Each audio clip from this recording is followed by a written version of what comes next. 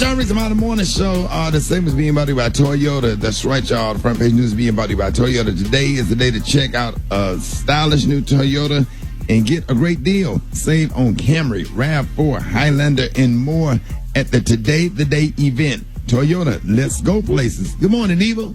Good morning, Ricky. Good morning, everyone, and happy Thursday. I'm your girl, Eva Marcel, here with a quick look at your front page news. So there were protests in Louisville, Kentucky, and other cities across the country last night after a grand jury brought no charges against the police officers for killing Breonna Taylor. The only charges announced by the Black Republican Attorney General Daniel Cameron were 3 counts of endangerment against an already fired officer who shot into Breonna's neighbor's home.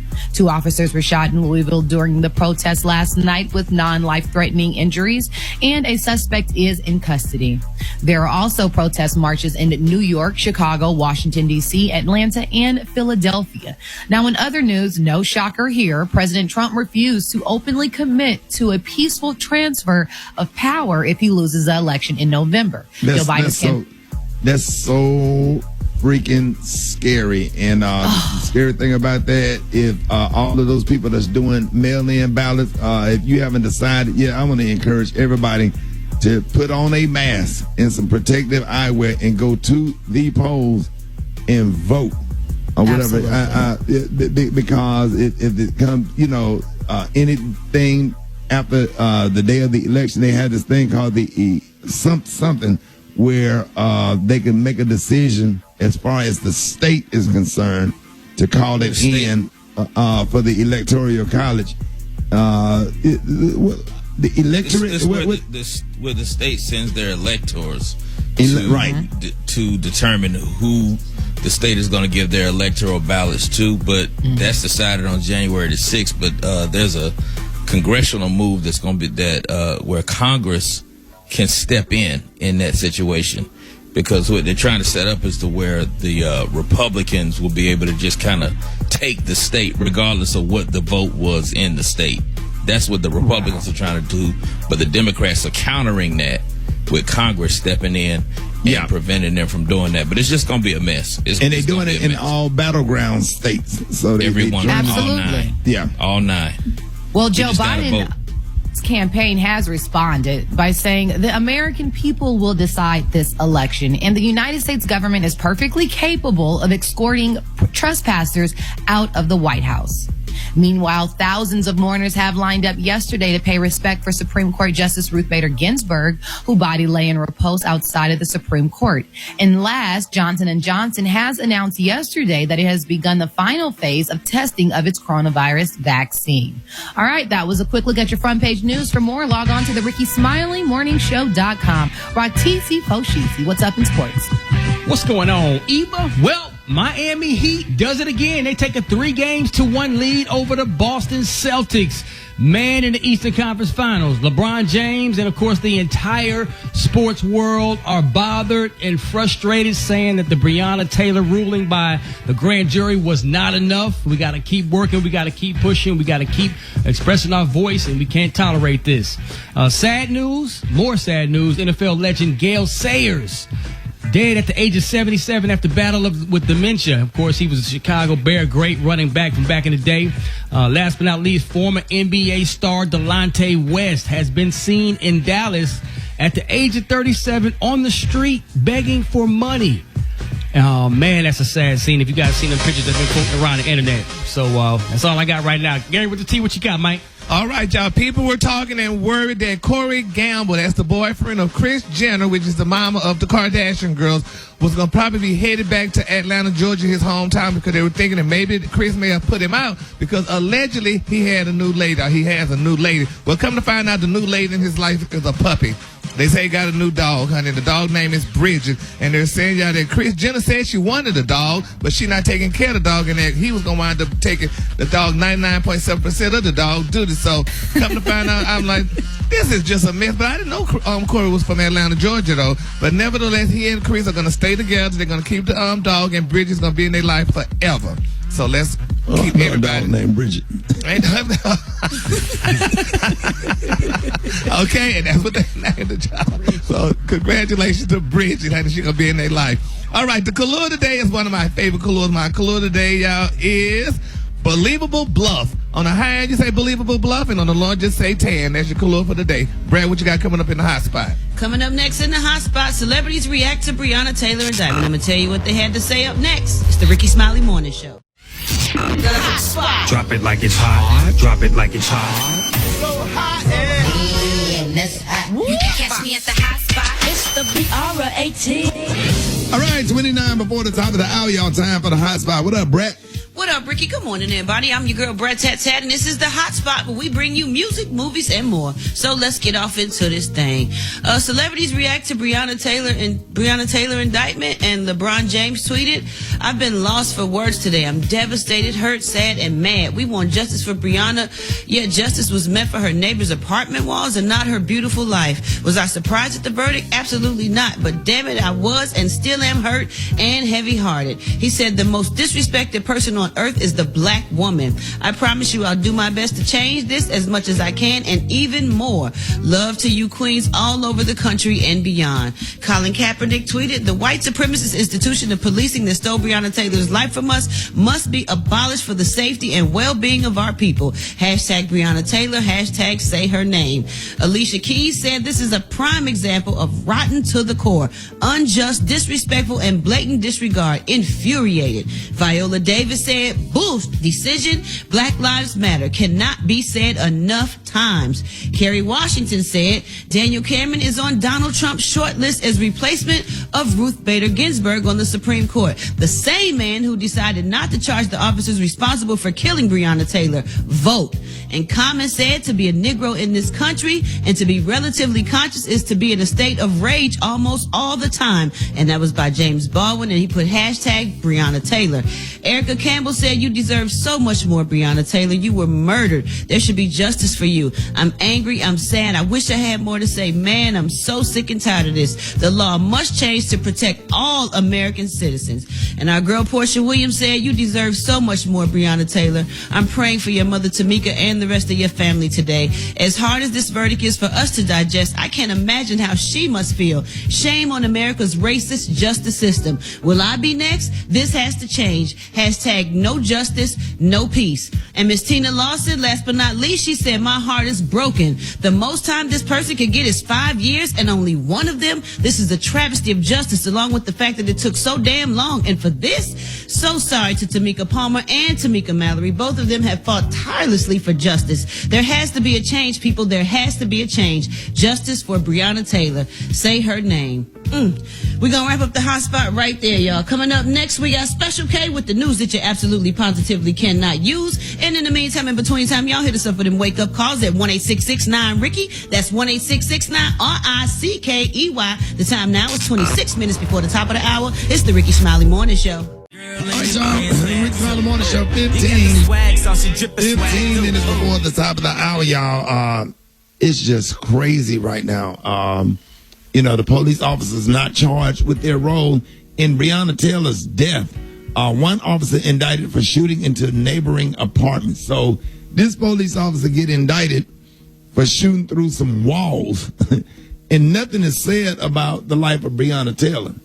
And it's just got nobody's surprised. I don't think everybody kind of knew that this was coming. This African American Attorney General is married to the granddaughter of Senate Majority Leader Mitch McConnell, state of Kentucky, and I don't know. Hey, Pastor Haynes. Yes, sir, man.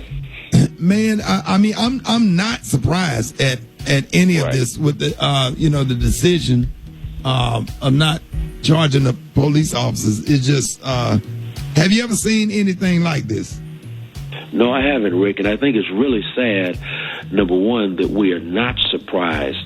So what does it say about a justice system where we really expect injustice? We really expect for Breonna Taylor's death to not matter, her life to not matter, and yet to show you how wicked and tricky this whole system is. A couple of weeks ago, they awarded or they gave $12 million to the family of Breonna Taylor, which basically is an admittance. You know, we know we messed up here, and yet what this country continues to show is that capitalism is trying to make up for what democracy does not do. And so when we look at the absence of justice here, even though, again, a couple of weeks ago, they basically admitted in giving the family $12 million, we know we were wrong. And so it's a really sick system. It's a sick country. And we find ourselves now really taking a look at the fact that, like you said, I'm so glad you mentioned this attorney general in the state of Kentucky who reminds us everybody our color ain't our kind, all our skin folk ain't our kinfolk, and he gets up and gives the talking points for upholding a system of white supremacy that causes us to feel like you feel, Rick. And that is, yesterday, I'm not gonna lie, as hurt as I wasn't surprised, I wasn't shocked. It was like I expected this to come. This is how this system works against us. And again, what does that say about a sick system that we don't expect it to work, and yet we also know the system admitted, you know, y'all did wrong, and so we're going to have to give up $12 million here. So it's a real sick country we're in, and I'm like you. I ain't never seen nothing like this. Every day it's like we expect something bad to happen, and this country doesn't let us down. And let me ask y'all something, Special K, Pastor Haynes. Do y'all think that we are slowly headed into a dictatorship? Because now you got the president of the United States is got his hands all in the election with the attorney general, and is trying to stack the Supreme Court where somebody will ultimately, if it came down to that, decide to keep him in power. That he embraces dictators like Putin and just different ones, in the president of North Korea. And what do y'all think we are? Can I jump in? Yeah. All right. So here's my thing. I get that. I get everybody's anger. I get everybody's. You know, we're spending a lot of time talking about what has happened and what we expected to happen and what we knew was going to happen. But I think we also got to talk about what is our strategy to get out of this. Because, yeah, I do think that Trump and the people behind Trump have those intentions in mind. I do believe that. Just like I said to somebody on Facebook last night, the racists and the Trumpers, they don't fear protests. They don't fear our protests. They fear our votes. They're spending billions and billions of dollars, a whole lot of time, a whole lot of effort to sabotage our votes. The thing they fear is having people willing to stand in line for 8, 10, 12 hours to cast a ballot to change this, because the only way we can change this, we can't change it with the bullet. We got to change it with the ballot. The only way we can change this is get rid of Trump, get rid of McConnell. This election has to be overwhelming on the Democratic side in order to make that change. It has to be 2008 Barack Obama level overwhelming, where there is no question, because the only way that Trump can pull this off is if it's a close race. In those 9 states that we always talk about, the swing states, it has to be overwhelming, in person, people standing up and saying no more Mitch McConnell, no more Donald Trump, no more of these 5, 6 senators we have to get rid of in these different states. That's the only way it's going to change. Because right now, Rick, you know, we talk about qualified immunity. We've talked about that before. I think Jeff's brought it up. I think Glenn has brought it up. Kamala Harris, Ed Markey, and Cory Booker have a bill that's ready to be put up to a vote right now. Right. If they can get in office, that calls for the elimination of qualified immunity for law enforcement. Now, qualified immunity is basically a shield of protection for police officers everywhere, that no matter who they kill or what they do, just like in this case, they're going to be protected from accountability. Personally, hold that thought, Cam. I'm going to bring you over to the other side. It's the Rickey Smiley Morning Show. All right, y'all, Rickey Smiley Morning Show. Hey, it is the top of the hour, y'all. We got Pastor Haynes, Special K. We having a conversation probably about 3 or 4 minutes ago. If you're just joining us, talking about voting and the whole Breonna Taylor case. But Special K, we were zooming in on qualified voting. immunity. qualified immunity. Yeah. And what were you saying before? Give us a recap of what we were talking about, and then pick up from there. Okay, we were talking about the how the case played out in the whole Breonna Taylor situation. We knew this was going to happen. We knew we weren't going to get justice, and we knew that her family wasn't going to get justice. And what it comes back to, so we dealt with that. We're dealing with the hurt from that. We're dealing with the anger from that. We dealt with that. Now it's time to strategize. I think Reverend Sharpton has spoke on it when he was on here. James Clyburn spoke on it when he was on here. We got to be angry, but we got to channel that anger in the right direction. We can't just be mad and talk about how we expected it without doing anything about it. And one of the things we have to do about it is this qualified immunity. It's police officers got to be held responsible, both both financially. What am I talking about? When you get sued in civil court, that's what qualified immunity does. Okay. It gives us the Supreme Court qualified immunity doctrine is broken. It's in need of reform. This is Senator Harris talking. It's time that we clearly say that police officers should be held accountable to the law and to the people they're sworn to protect. We have to get this Senate flipped. Right. We have to get out and we have to use the tools that we have at our disposal. Protests ain't gonna get it. Protests give fuel to the fire of Trump and everybody on the GOP side, because it gives them the video and the narrative they need to say that this is what you're going to get in a Biden administration. You're going to have black people running rampant in the streets attacking white folks. And we know that that's not the case. But the only way we can deal with this, guys, just like Ricky the other day when you had the situation where the white guy approached y'all and used the N-word, you could have reacted emotionally in that moment and done what you wanted to do, but you took the time to think about it and say, let me strategize here and let me do something different, and you got a better result because you got what you needed out of it, which is for the guy to have to pay a price for what he did. We got to do the same thing here. If you've never done anything political in your life, everything is on the table right now. We got to overwhelm the polls with our votes. That's the only thing that's going to change this. That's the only way we're going to get rid of Trump. That's the only way we're going to get rid of this Republican Senate. And that's the only way we're going to get the type of legislation that we need so that we don't have another Breonna Taylor case 3 months from now, 6 months from now. Because you know it's going to happen. Right. Hey, Pastor Haynes, thank you. Anything you want to add to that, Pastor Haynes?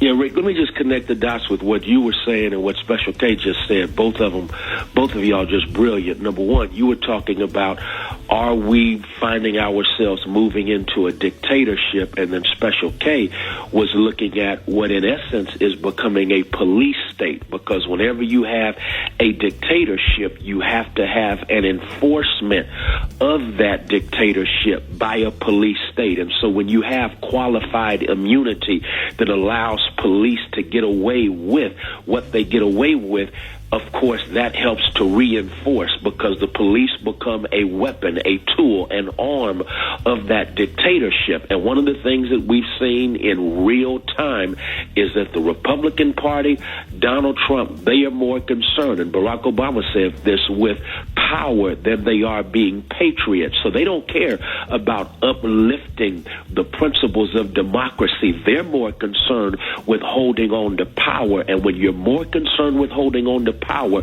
again, you will go after all of those institutions, freedom of the press. You will undermine a voting system. Special K is talking about the importance of voting. I need us to hear that message right now. Why? Because if your vote was not valuable, why are they doing everything they can to make sure you can't vote? Why is it that the president of this country is basically allowing Russia to have a free pass to hack this election? Why is there such a misinformation campaign out there to make sure that you do not vote? It's because they recognize the power of your vote. And it's really jacked up when folk know that you have more power than you know that you have, and you don't exercise the power that you have because, again, of the misinformation that's going on, the dictatorship that Trump is trying to lead us to. We are witnessing in real time the dismantling dismantling of democracy, and the only way we can stop it is to move from anger to action, and a part of that action has to be to mobilize, to get to the polls. This has to be a landslide in November. Special K is on that thing. We have to win this thing overwhelmingly, because we already know that the election results, because of what Trump is trying to do, will not be decided on November the 3rd. He's already tried to sabotage voting by mail. I mean, democracy is under attack, and the question is, are you going to sit on the sidelines and watch it happen, or are you going to step up and make something different happen? Here's the powerful thing.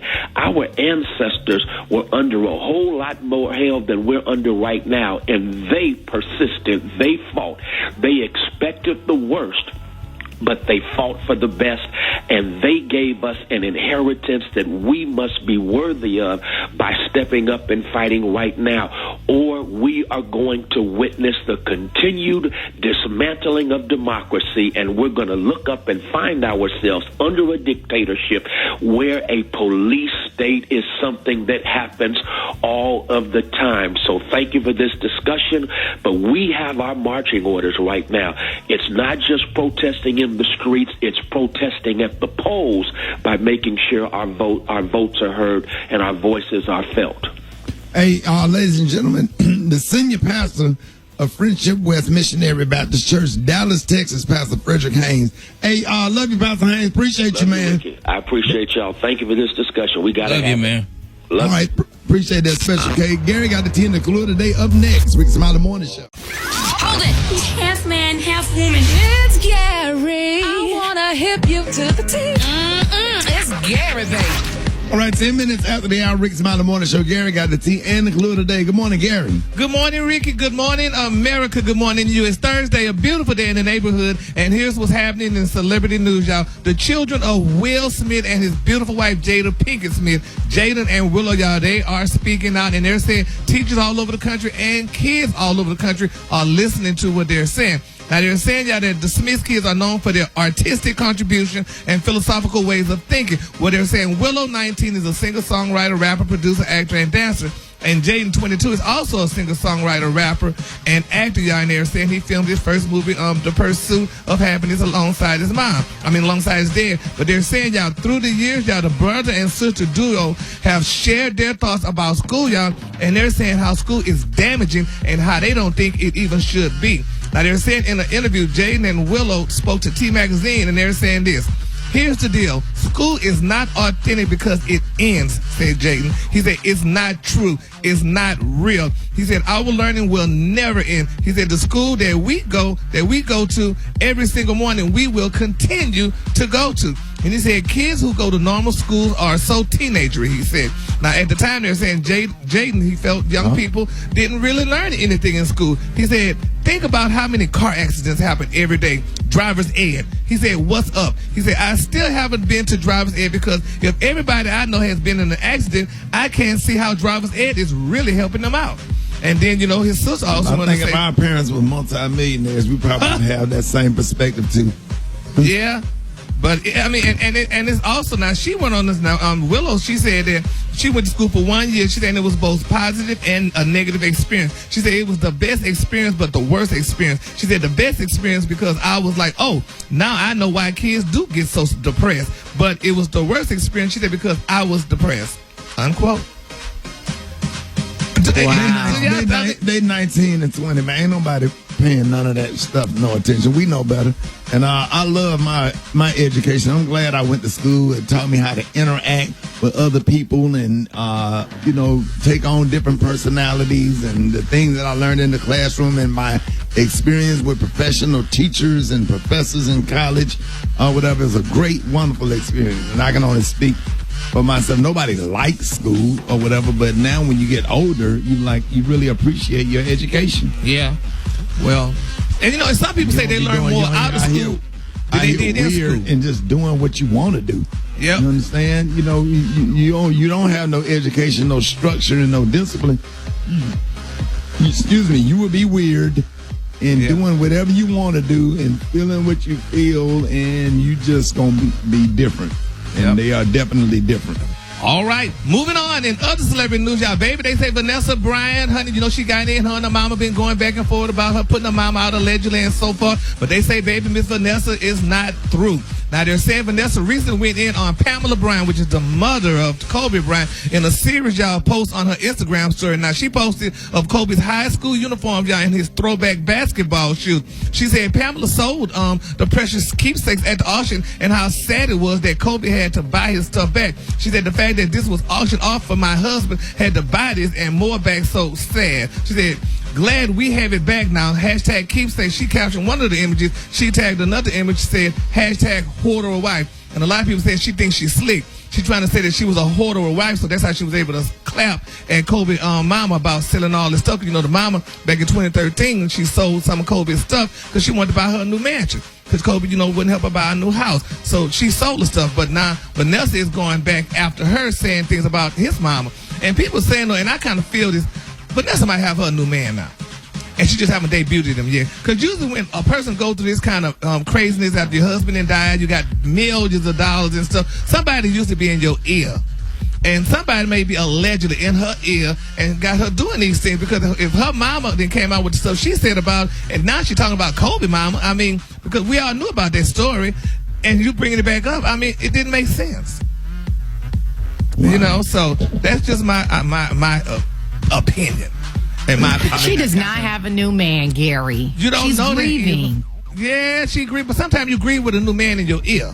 So, you know, I don't think so, Gary. I think they were so close. I don't think she is ready yet to have like a new man. I don't. Well, why is she clapping at Kobe mama after she already went after her own mama?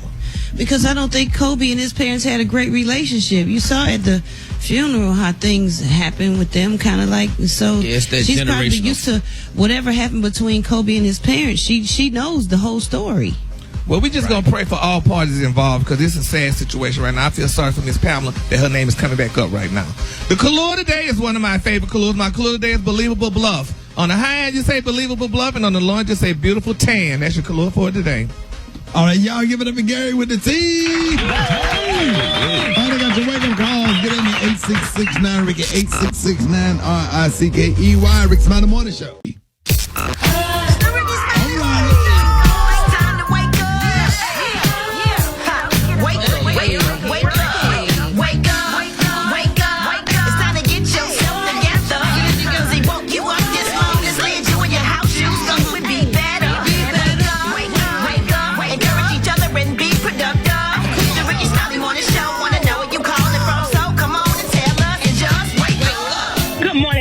The new coach of Jackson State University, Coach Prime, and just let him know on Easter weekend, so the university will still be whooping their butt. Good morning, this is Tanya Francisco from Columbus, Ohio. Shout out, wake up, wake up, wake up. It's James Barnes to deliver that mail. Hi, I'd like to wake up my grandsons, Kevin and Dale. Wake up, wake up, wake up. I want to say wake up to everybody in Claremont, Florida. Wake up, wake up, wake up. My name is Jeanette, and I'm calling from Indianapolis, Indiana. I want to wake up all the hard workers and essential workers here in the city. Wake up, wake up, wake up. This is Sheila from Florida. I'm waking up my sister Sumiko and my husband Wardell. Let's get this money. Wake up, wake up, wake up. Yeah, what's yours? Cause we gon' let them know. When you in Miami, wake up. Seattle, wake up. In Detroit, wake up. Come on, wake up, wake up, wake up. St. Louis, wake up. New Orleans, wake up. And Memphis, wake up. Wake up, wake up, wake up. All right, y'all, wake up calls Gentleman Church in 60 seconds with the one and only Pastor Fred. Oh, I'm a survivor. I'm not gonna give up. I'm not gonna stop. Oh, I'm gonna work harder. I'm a survivor. I'm gonna make it. I will survive. Keep on surviving. That's beautiful, Pastor Fred. Yes, believers, deceivers, and stimulus check receivers. Brother Ricky, you know, in government, there's always someone who has been set aside as the designated survivor. Yeah. If anything catastrophic would happen, we don't want anything to happen, but there's always someone who has been put aside just in case something happens. And I just wanted to encourage somebody that you never know when you may be the next one in line. You never know what may happen. Your name may be on the road when the road is called. So I just came to encourage somebody this morning. Whatever you do, keep on surviving. Though the road may get rough and the going might get tough. Keep on surviving. Don't stop. Don't stop. Get it. Okay. Don't stop. Get it. Keep on surviving. You can't give up. So just when you get ready to give up, God is gonna show up. So keep on surviving. Follow me at the Real Pastor Fred. I'll be over here surviving. I'm surviving too. One more time about the bread. Y'all Rickey Smiley morning show 10 before the top of the hour, y'all. John Lyon on the one, the two, chicken and waffle mix going down. What up, boy? I'm good, man. Yo, just biting up the place on a Thursday, man. Of course. Yo, make sure you link me on Instagram at JAH Hey, John Lyon. Hey, Special K told me you need to get rid of that flip phone. I'm working on it, man. I'm working on it. Hey, appreciate you, John Lyon. Yeah, man. Hey, Blake Turner, what's wrong? Hello? I got a long day ahead of me. Shout, gonna be so proud of me. Good, cause hey, look. What you on your way to work? No, Shout, it's a good chance I ain't gonna be there today, Shout. I'm just gonna let you know that right off the rip. What kind of person call in sick every day or call in every day? What kind of person? Don't nobody call in every day, Shout. I don't never call in on Saturday and Sunday. But look, anyway, Shout, look.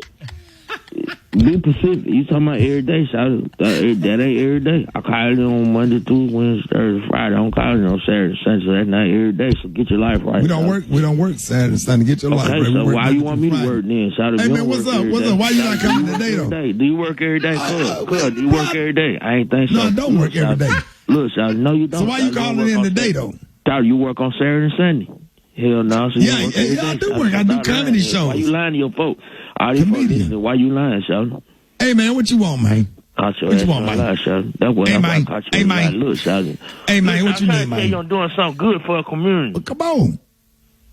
I'm registered. I'm letting folks who come to the truck show me their voter registration card.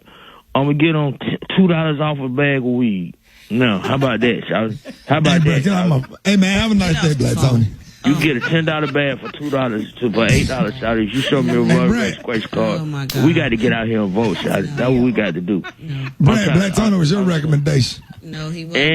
And if you buying crack, I'm gonna give you a $5 rock. Hey man, get on the phone, bro. Go on, man. Voter registration card. Go on, man. You gotta vote. You gotta register to vote, Shout. Cause the vote is what count. I'm trying to learn. $2 off a bag of weed, voters registration at the trap. Man, get off the phone. Hold it.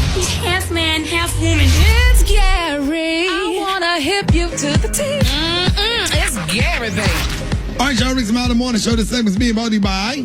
Make sure you know when elections are happening and have all the information you need to vote with confidence and make your vote count. Register to vote today at newsone.com/vote. Brought to you by Urban One and One Vote. Represent the vote. Good morning, Ricky. Good morning to you. It's Thursday, a beautiful day in the neighborhood, and here's what's happening in celebrity news, y'all. We all know Dancing with the Stars is out on now. It's a new season, what have you. And one of our favorites, Nelly, is on the show. He's Dancing with the Stars. Well, nevertheless, y'all, Nelly is speaking out, and I want y'all to hear this, and y'all be very honest about this, my colleagues. Now, he said, y'all, that Dancing with the Stars, he said they are whack, whack, whack.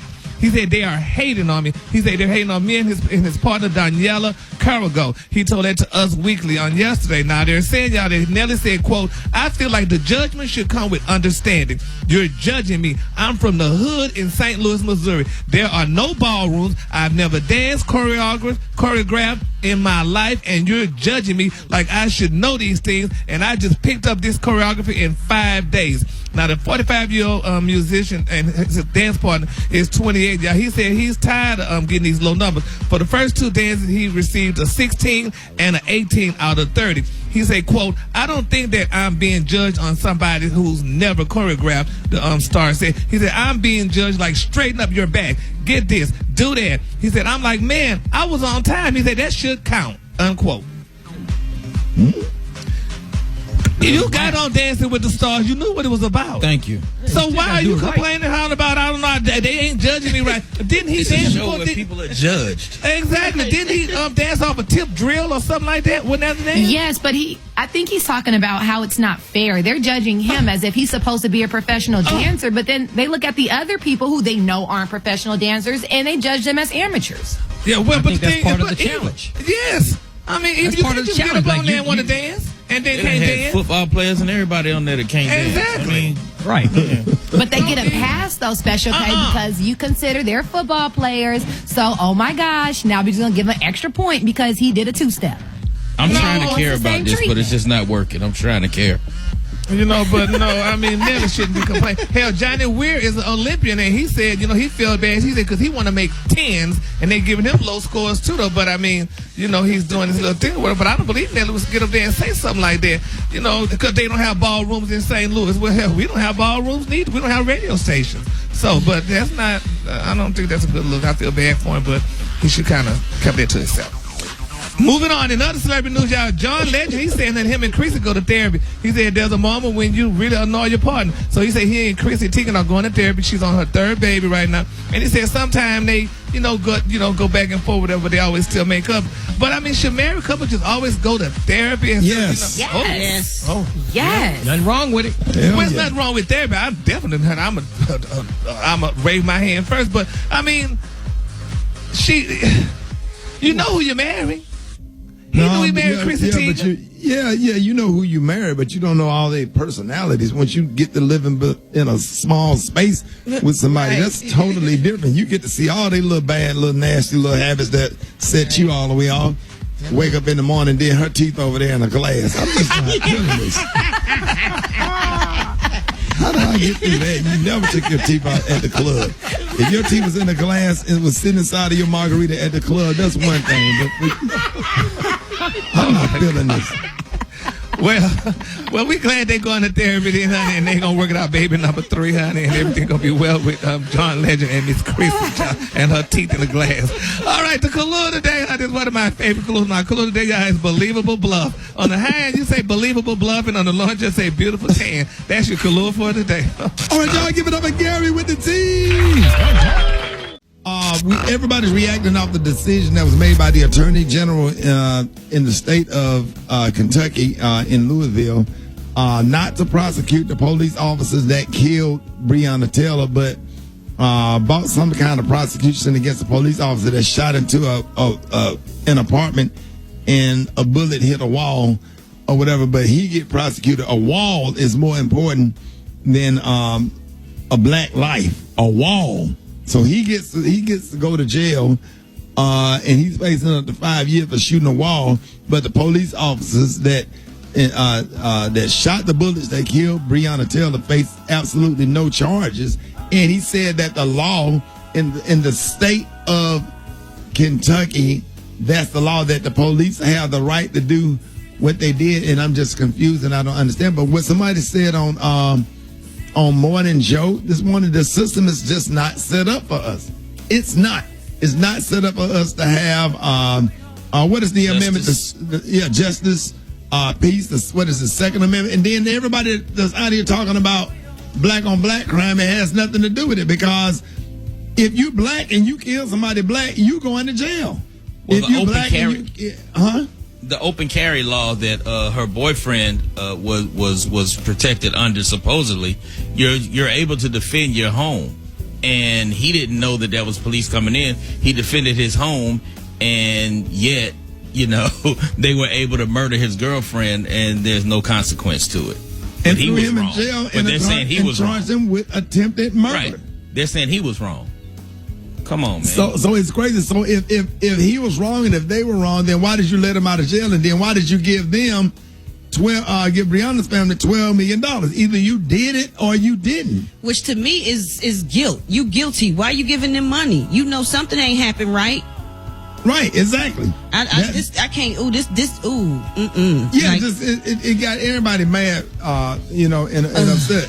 So get out us 8669, Ricky. Let's go to the calls. Good morning. I just believe that it is totally incongruent at how the same city that 2 weeks ago awarded a $12 million settlement to a family for a wrongful death can impound a grand jury that came back with a ruling that made absolutely no sense in respect to the life that was lost when in Breonna Taylor's death. That's just ridiculous. But we need to vote. It's proof that we need to vote.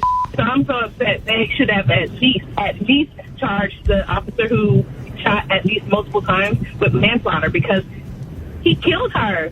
If anyone else would have shot somebody and it killed somebody, it would have been a manslaughter because it wasn't premeditated. I don't understand why the immunity that they have for police is still ongoing, but all these police shootings, it's terrible. It's upsetting.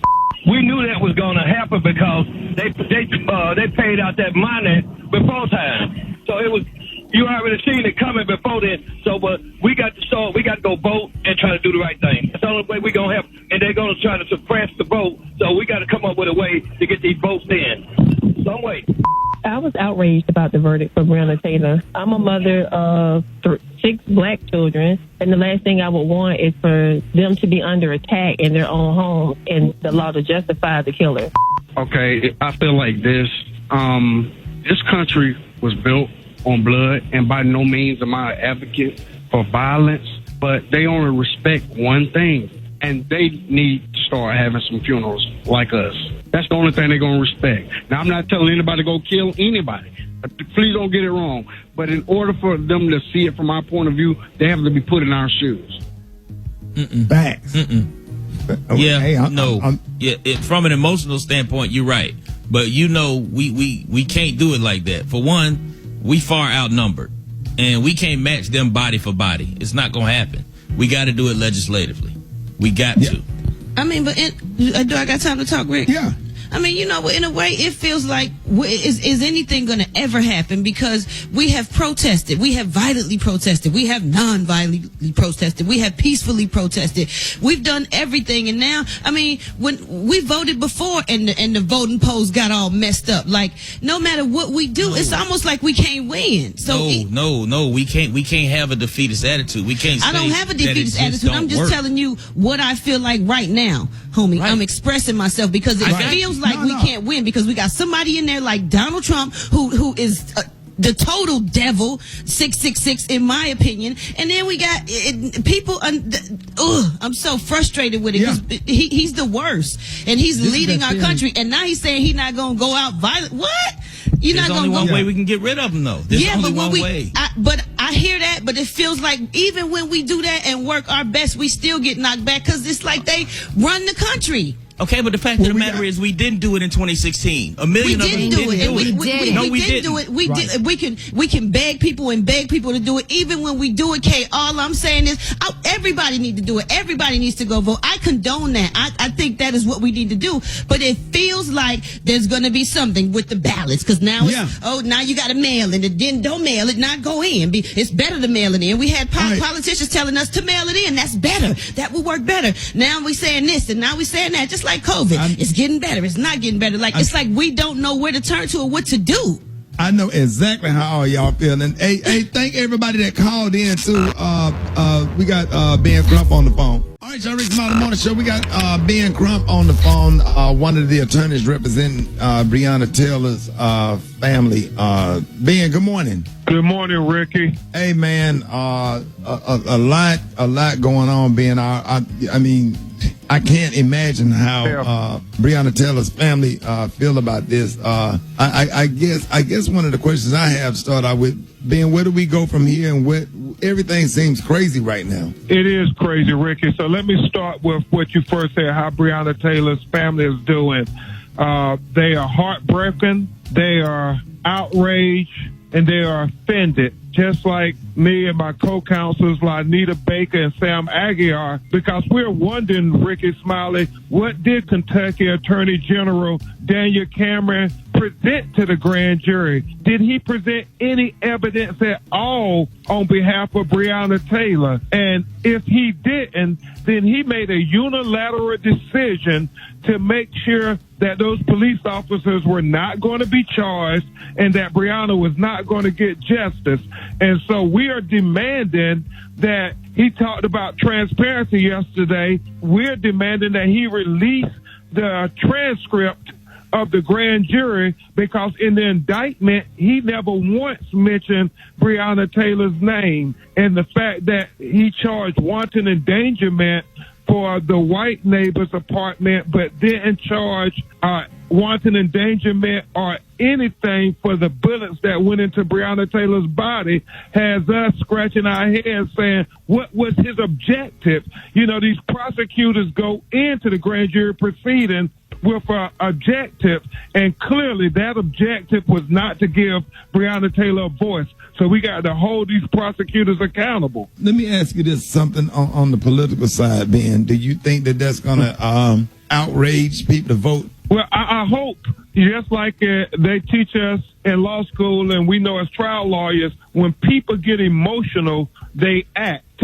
The fact that Breonna been executed in her own apartment is emotional to a lot of people in our community. Hopefully we will use that emotion to go to the polls and vote, because Daniel Cameron was voted into office. I believe had they had another attorney general, they would have treated this case differently. But when you see these prosecutors let these killer cops get away with murdering our people, then we got to get them out of office. Most of these district attorney elections, Ricky, are decided by a few thousand votes. And so if we go vote in Louisville, like we did in Ferguson after that prosecutor didn't charge for Mike Brown, and we elected the first African-American district attorney, well, that can happen in Louisville, Kentucky, in Breonna's name. And that has to be the things that we do for Breonna's legacy. We have to act.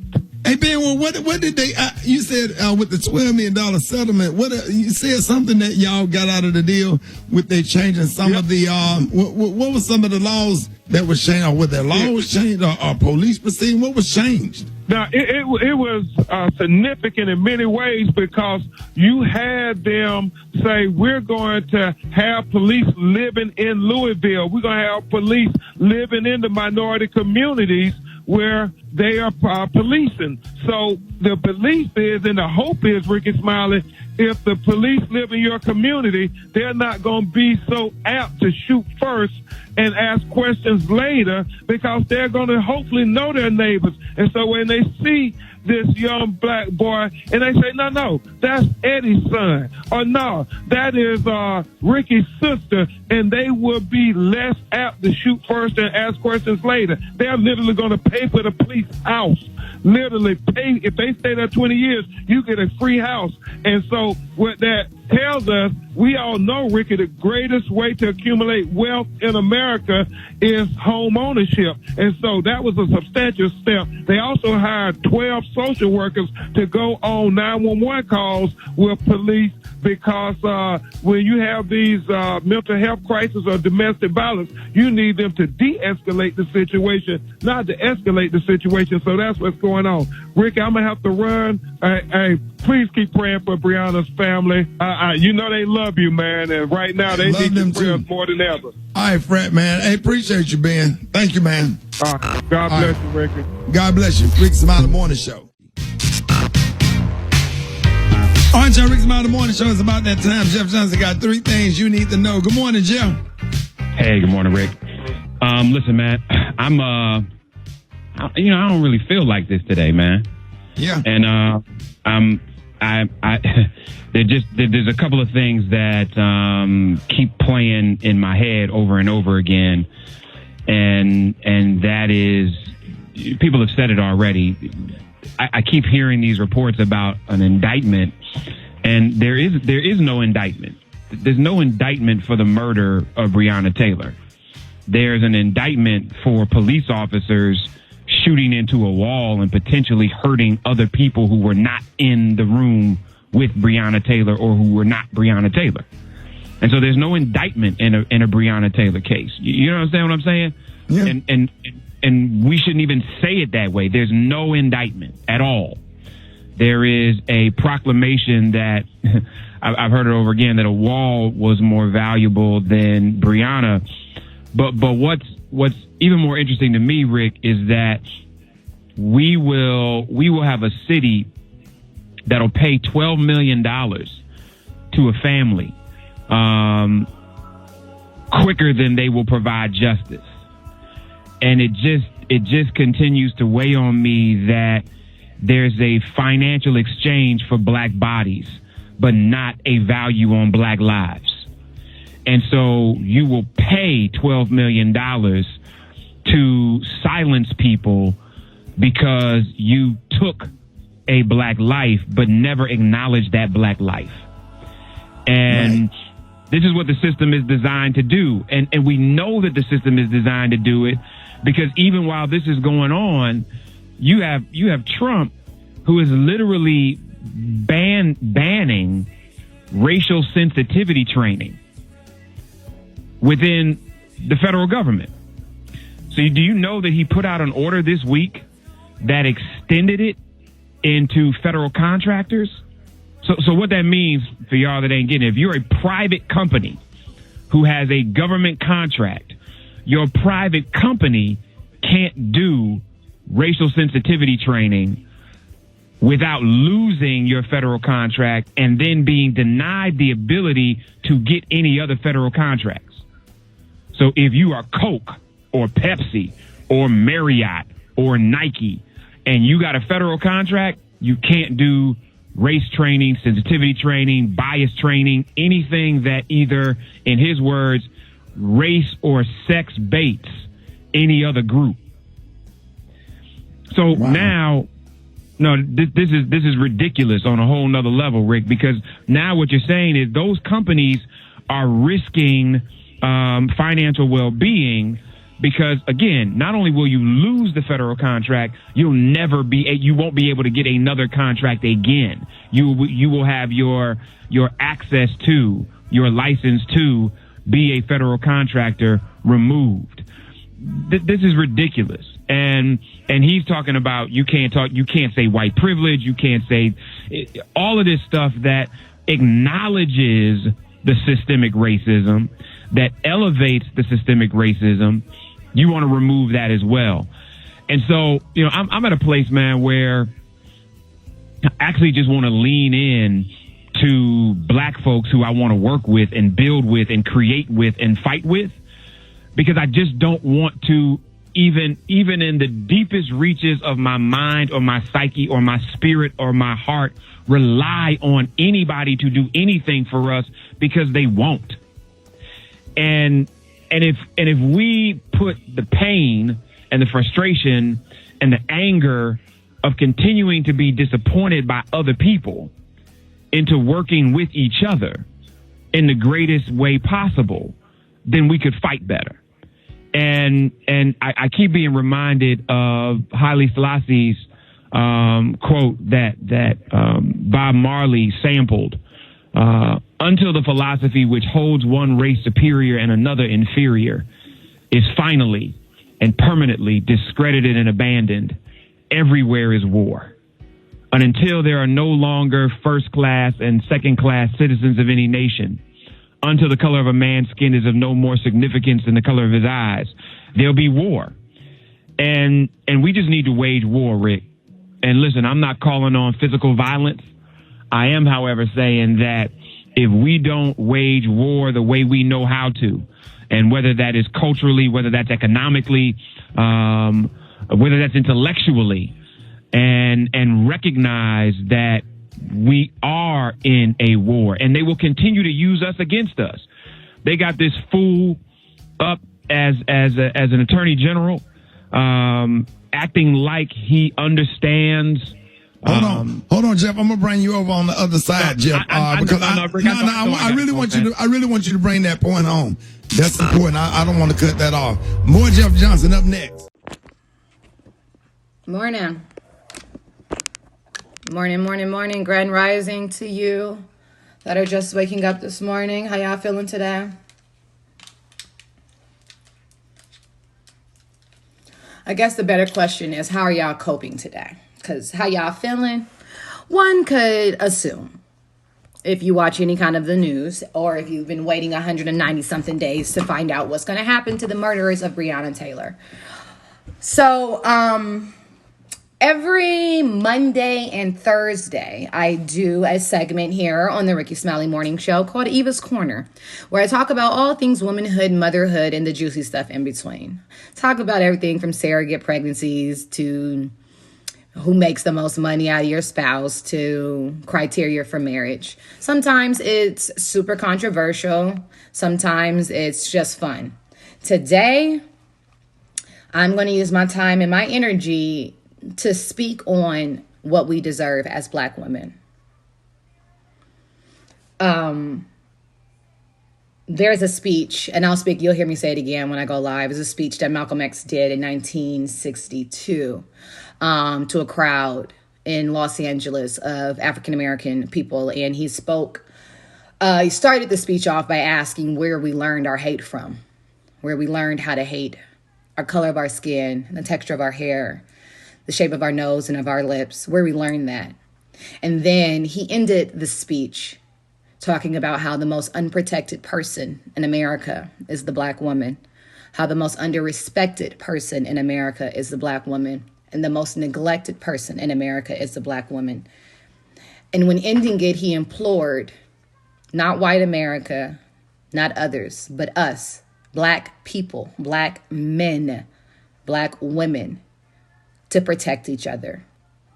So before I send a call out for the rest of the world to look at us and respect us, I want to send a call out for us to look at us and respect us. What are we teaching our children? What do we say to ourselves when we look at ourselves in the mirror? Do we love our beauty? Have we even been taught that we're truly beautiful? As a 30-something-year-old woman, I still sit around and have conversations with my girlfriends about pinching their nose in smaller because it's too wide across their face. It breaks my heart. Because as beautiful as I see them, I know they don't see that. And it's not because they're not beautiful. It's because the world has told them that what is beautiful doesn't look like them. So then you have a situation like this with Breonna Taylor. Police barge into her home, no-knock warrant, shoot her, kill her, let her bleed out in her bed. Her boyfriend tries to defend her, doing what he's supposed to do, protecting his Black woman. He gets arrested. 190-something days go by waiting. You award the family $12 million. Homes in LA cost more than $12 million. Homes in Montclair, New Jersey cost more than $12 million. And then a week and a half later, you do 3 charges of wanton. Are you serious? A bullet in someone's wall that hurt no one else. That's the charge. So the wall of the white neighbor is more important than the life lost of the Black woman laying in the bed who was innocent. I don't know about you, but I'm guarding my words. My throat chakra has been my main focus over a month now to make sure that I say the things that are necessary and I don't say and speak out of frustration. But what are we supposed to do? I see all the red, mad faces. We are so upset. But in our frustration, what are we supposed to do? I know what we're not going to do. We're not going to give up hope. The blood that's coursing through my veins are the blood of ancestors that have died for my ability to do what I do. And I will not give up. Period. I got 3 little Black kids, a beautiful little Black queen that I'm raising, that I know when she walks out that door, the world cares nothing about her. But guess what? I care. I care about me. I care about mine. And I care about yours. And as long as we care, don't worry about nobody else. We got us. We've been having us. We got us and them. We've been the backbone of this country for years. From in the fields to the backbone of Fortune 500 companies. But though we don't sit in the C-suites, though we're praising celebration for the first time ever, a black woman on the nominee ticket for vice president. It's disgusting. It's absolutely disgusting how far back we had to start, but how much further we had to run farther just to get no recognition. So I'm going to shout out my husband, a beautiful black man who works tirelessly every single day to represent, to support, and protect us, black people, black women. Shout out to the black women that holding their head up, even though it ain't easy. And shout out to the black men that's out there doing their thing. And if you didn't wake up this morning with a reason to fight, hopefully I gave you one. I'm no different than Breonna Taylor, and neither are you, especially if your skin color look like mine. Gotta get myself together because I'm about to go live. 5 minutes after the hour, let's hit it. To all the hard-working women and everyday super moms, we got a little something for you. It's Eva's Corner on the Rickey Smiley Morning Show. All right, y'all, Rickey Smiley Morning Show, 5 after the hour. What up, Eva? Good morning, Ricky. Good morning, everyone, and welcome to Eva's Corner, where we talk about everything womanhood, motherhood, and the juiciness in between. Today, I want to talk about black women. I think it is impossible that I do my corner today and not speak about what we deserve as black women. I am offended about this egregious and unacceptable verdict for Breonna Taylor. Yeah. I want to start with a speech that Malcolm X gave in May of '62. He did it to a crowd in Los Angeles, and he started off and he asked a crowd of black people, who taught us to hate the color of our skin? Who taught us to hate the texture of our hair? Who taught us to hate the shape of our nose and the shape of our lips? Who taught us to hate ourselves from the top of our head to the soles of our feet? He went on in that speech, and it was famed from the lines saying, the most disrespected person in America is the black woman. The most unprotected person in America is the black woman.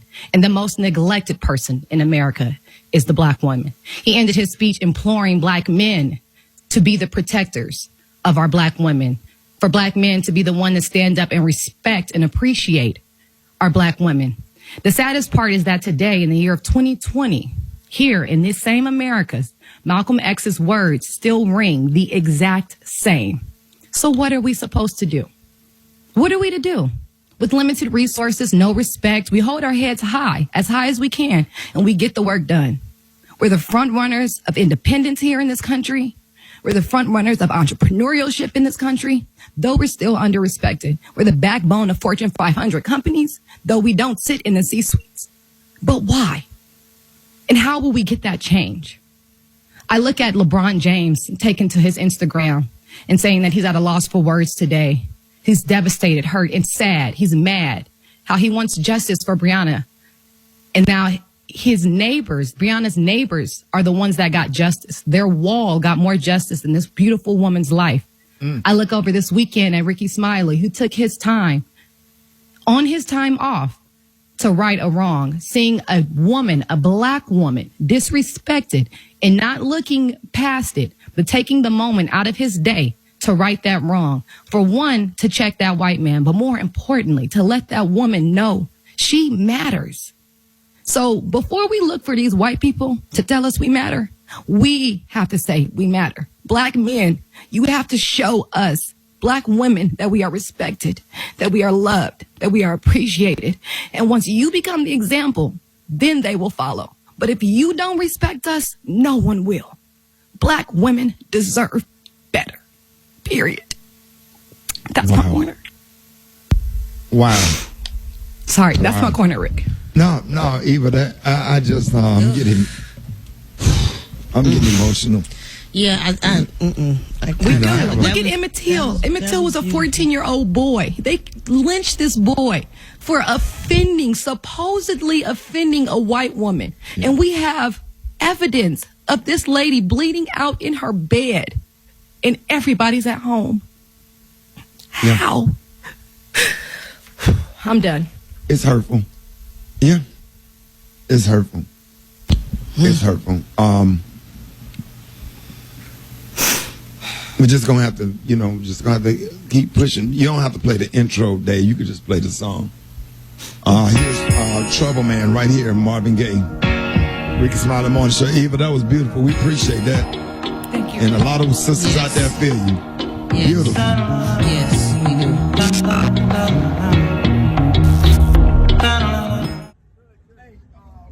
Skylar over here.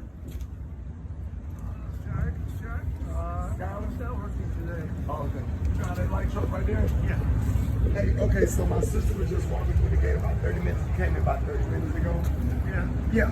And she was going across, and she probably walked in front of your truck. Right? Because we just went and pulled the video footage. And he was like, you fucking nigga. We got it on tape. But I'm just came in about 30 minutes ago. And that's your truck right there. And she saw it. Yeah. It's that. Yeah, no, it's not. Yeah. 40 minutes ago, about an hour. Yeah. But you parked right there. And two black girls that was coming out. Yeah, in front of you. No, what I'm telling you. Yeah. We have it on tape.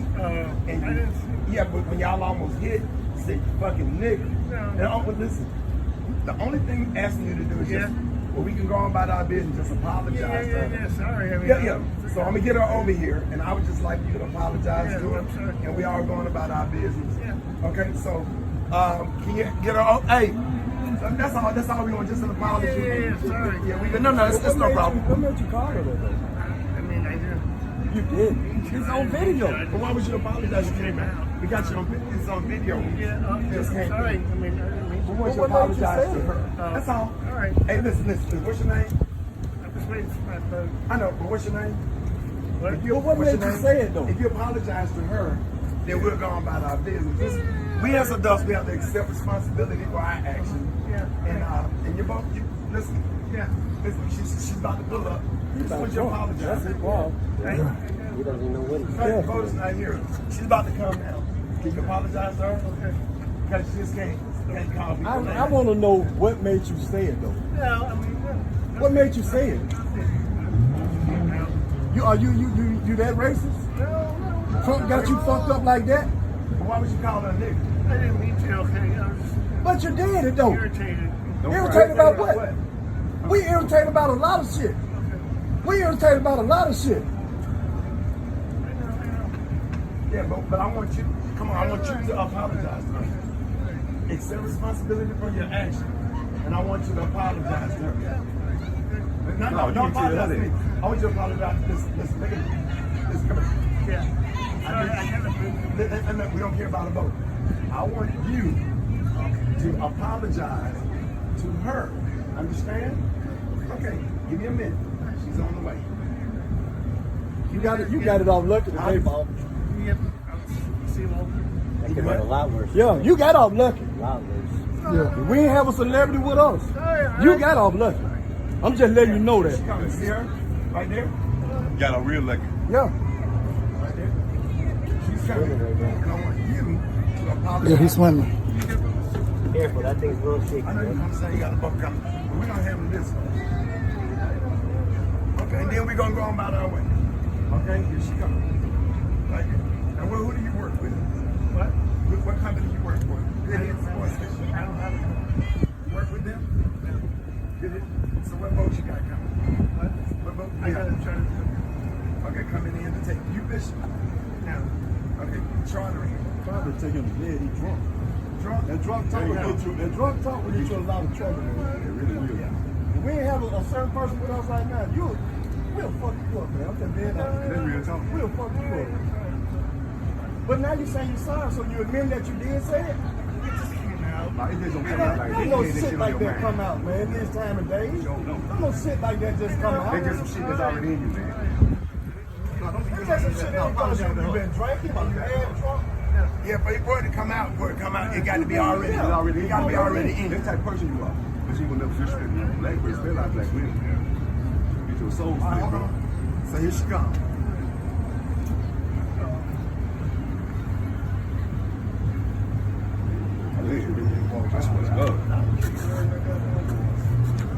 Yeah, I care about my job and I care about my family. And listen, you're not worth me going to jail. I know. But 2 of my high school classmates, look at me. Hey, hold on. Listen. Don't apologize to me. I want you to apologize to her for calling her a fucking nigger. Okay, hold on. She's coming. And I want you to apologize to her. Understand? Because you got, hold on. Come on, Nikhil. I got your mask. Come on down. Hold his hand because it can be a little shaky. All right. Now come here. Her name is. Say what? Hold on. Tell him. Hold on. I want you to tell him calling you a fucking nigga, how it made you feel. You ain't got to curse. Be classy. Tell him how it made you feel. I feel sorry for you for calling me and my friend a fucking nigger. Well, I didn't mean to.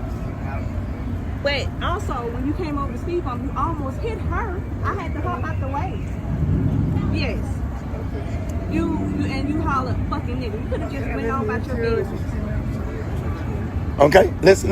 The boat ain't here. Thank you for your apology. Have a nice day. Okay, hey, don't do it again. You got 3 black dudes here, and the only thing behind you is water. You understand? Yeah, listen, we will fuck you up. Listen, we will fuck you up. Don't ever do it again. You understand? Because listen. Hey, come here. Listen to me. I have to talk to you like Grace, and listen to me. It's 12, but if you ever do it again, we'll fuck you up. You understand? Listen, we are not our fucking ancestors. Do you understand? You understand? I will baptize you in that water behind you. What's your name? Joe. Don't ever do it again. You understand? Have a nice day. You see how scared you feeling right now? That's how you made her feel. See, right now you saying you're sorry because you're scared. You really don't mean it. You really don't mean that shit. You're just saying that shit because you're scared. You see all these black people as a threat. That's what the fuck wrong. That's what's wrong. I know you're saying you're sorry right now because you're scared. You don't know what we're going to do. You don't know we're going to beat your ass, push you in the water. You don't know what's what. You don't have idea. That's just how they felt when you did them like that. They didn't know you gonna hit them with that van. They didn't know what you had plans for. Yeah. Man, you better be glad. You had the right one today. Yeah. You got lucky today. Yeah, you got lucky today. Super lucky. Come to Birmingham, come on cross 10, drink a beer with us. You gotta go cross 10. It still ain't too late. Like, have a nice day. We still around here. Y'all should fuck up, Sean. Look at them over there. Miss ass want somebody to fight, but they over there. We not going to jail fucking with you, Sean. Come on, Rick. All right, so Rickey Smiley Morning Show. Jeff Johnson got 3 things you need to know. Jeff, you was making that last point before we went to commercial break. Yeah, no. I mean, I just was talking about this notion that that Daniel Cameron, the Attorney General in Kentucky, it keeps making these comments about what he understands about being black, and I was pissed this morning when the Associated Press actually had the nerve to run a story with the headline "Black Attorney General chokes up during Taylor announcement." I can tell you a couple things he's choking on, but it's not feelings about Breonna Taylor. And for him to have the nerve to try to connect as a black man, when in many cases he has been really focused on the fact that black conservatives feel this way, blah, blah, blah, blah, blah.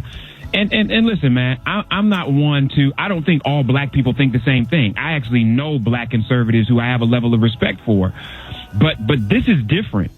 And when I see, you know what else I see sometimes, y'all? And listen, I think you love who you love, but when I see black people who are never surrounded by any other black people, like your friends aren't black, your significant other isn't black, the people who you spend time with, who you choose to be in your life, are not black, it says something to me about how you feel about yourself.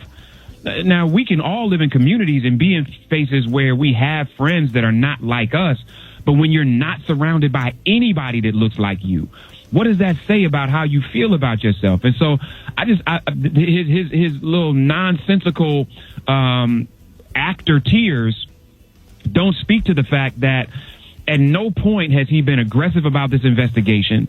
He hasn't been transparent about the investigation. And Rick, if the cop that's being indicted is actually being indicted for putting at risk other people's lives, then why is he not willing to talk about the details of Breonna's shooting if what he's being indicted for doesn't really have anything to do with Breonna Taylor? It continues to be a cover-up at multiple levels.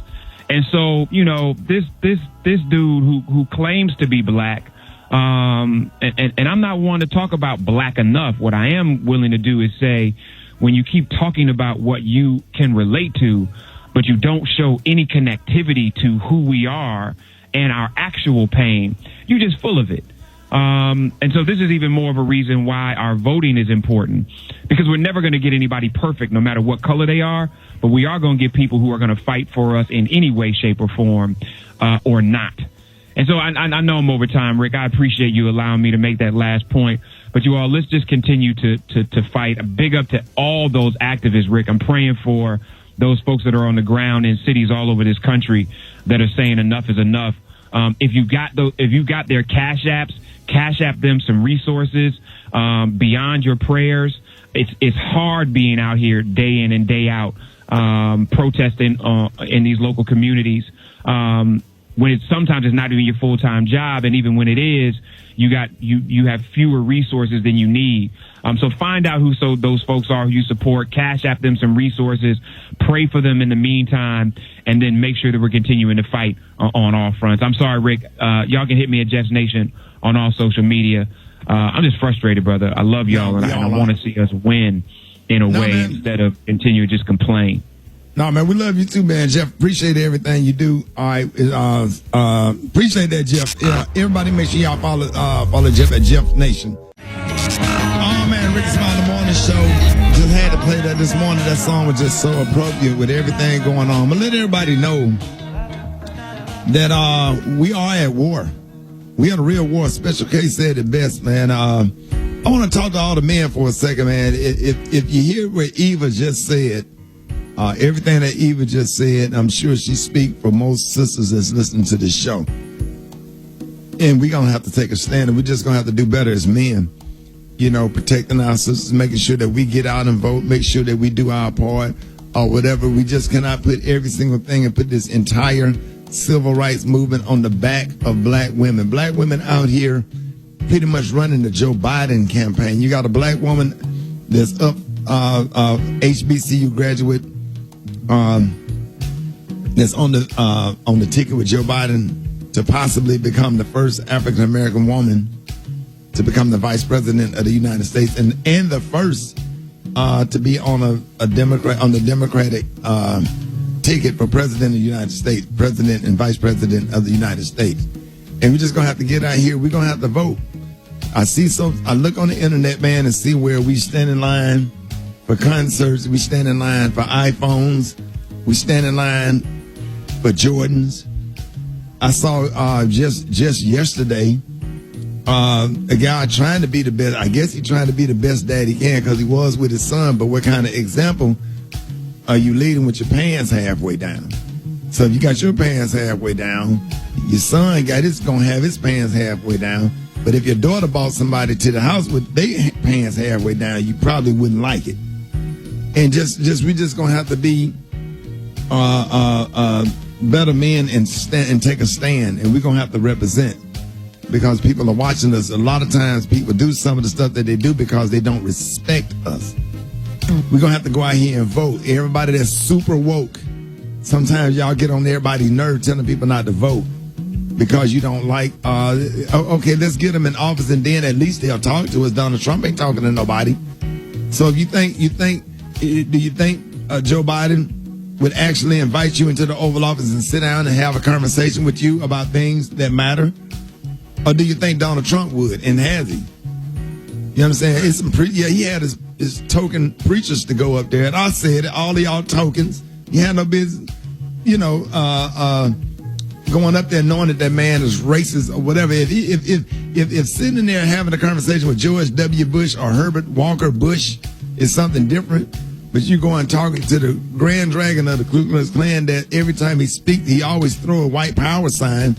We've seen it. We know what it means. And he's with fascism and stuff and racism and the skinheads and the Ku Klux Klan and all this kind of stuff. There's certain people there's nothing to talk about. But I think with Joe Biden that you have a chance and can have an open conversation. I just need everybody. Early voting starts. Derek, jump on the mic. Derek Baker, what's the early voting date for Florida? Because I'm going down there. Yeah, so it varies in different states, but the state of Florida is that Saturday. I believe that's October 24th.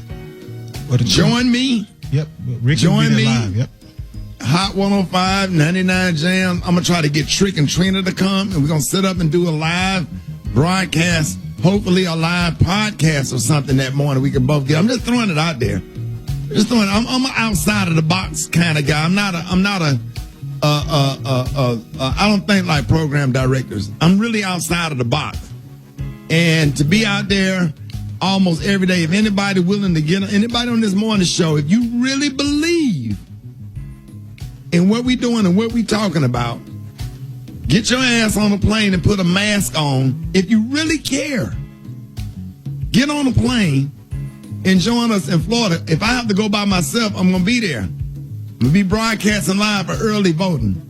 Because in Florida, we have a chance. The polls are actually tied in Florida. But if we vote overwhelmingly, they can't steal it from us. It's hard to steal when it's just overwhelmingly.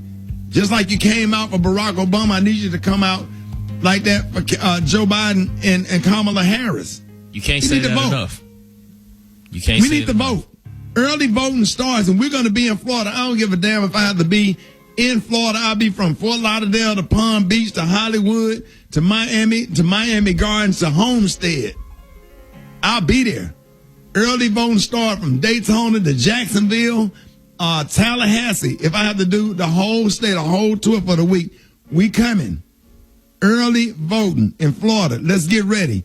Send your donations to Joe Biden. Rickey Smiley Morning Show. News headlines. Entertainment. Sports. It's the front page on the Rickey Smiley Morning Show. All right, y'all, Rickey Smiley Morning Show. And the front page news is being brought to you by America's Best. Is right, your health is our priority. America's Best contacts and eyeglasses stores are now open to safely serve your vision needs. It's not just a better deal. It's America's Best. 25 minutes after the hour. Eva, good morning. Good morning, Ricky. Good morning, everyone, and happy Thursday. I'm your girl, Eva Marcel, here with a quick look at your front page news. So there were protests in Louisville, Kentucky, and other cities across the country last night after a grand jury brought no charges against the police officers for the killing death of Breonna Taylor. The only charges announced by the Black Republican Attorney General, Mr. Daniel Cameron, were 3 counts of endangerment against an already fired officer who shot into Breonna's neighbor's home. 2 officers were shot in Louisville during the protests last night with non-life-threatening injuries, and suspects are in custody. There were also protest marches in New York, Chicago, Washington, D.C., Atlanta, and Philadelphia. Now, in other news, no shock here, President Trump has refused to openly commit to a peaceful transfer of power if he, in fact, loses the election in November. Joe Biden's campaign has responded saying that the American people will decide this election, and the United States government is perfectly capable of escorting trespassers out of the White House. Thousands of mourners lined up yesterday to pay respect to Supreme Court Justice Ruth Bader Ginsburg, whose body lay in repose outside of the Supreme Court. And last, Johnson & Johnson has announced yesterday that it has begun the final phase of testing for its coronavirus vaccine. All right, that's what's going on in news. For more, log on to the RickeySmileyMorningShow.com. Rock Teasy, Fosheezy, what's up in sports? Man, there's really only one thing to talk about in sports, and that was LeBron James's tweet that he had regarding the situation with Breonna Taylor. And I'm just going to read this real fast because he's speaking for all of us. I've been lost for words today. I'm devastated, hurt, sad, mad. We want justice for Breonna, yet justice was met for her neighbor's apartment walls and not her beautiful life. Was I surprised at the verdict? Absolutely not, but damn it, I was still hurt and heavy-hearted. I send my love to Breonna's mother, family, and friends. I'm sorry. That's all I got for sports, man. Brad got the hot spot coming up right now. Let's go. Hey, Rock, now I appreciate it, man. It's being brought to you by Ford, doing what's needed for over a century. Built for America. Built Ford proud. Hey, we got the one and only Glennon 3. Brad, you can jump in. Eva, you jump in on this, talking about what's going on. Glennon, bring this thing into perspective. You've been listening to the show this morning and what people are feeling. Do you think it's going to motivate people to go out and vote?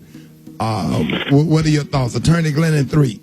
Good morning, Ricky, and good morning to the radio audience. Ricky, I think it has to, because what it gets back to, again, is how people that make these decisions and that control processes that affect our lives get into those positions in the first place.